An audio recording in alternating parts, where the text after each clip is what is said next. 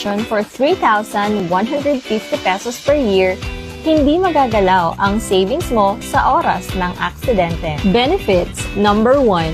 Kahit simpleng aksidente tulad ng kagat ng aso, simpleng pagkadulas o natapilok at iba pa, mababawi mo ang lahat ng ginastos up to 100,000 pesos, ipunin lang ang mga resibo. Pangalawa, habang nagpapagaling si policyholder, makakatanggap siya ng 1,000 pesos cash allowance for 10 days basta sinabi ng doktor na kailangan magpahinga.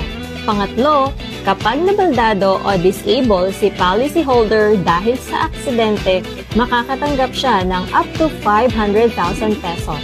Pang-apat, kapag napuruhan at nadamay sa gulo ang policyholder, makakatanggap siya o ang beneficiary niya ng 125,000 pesos para sa unprovoked murder and assault. Panglima, kapag namatay ang policyholder due to accident, makakatanggap ang kanyang beneficiary ng 500,000 at 25,000 pesos na burial assistance. Very fair enough para sa ganyang kalaking benepisyo for 3,150 pesos only.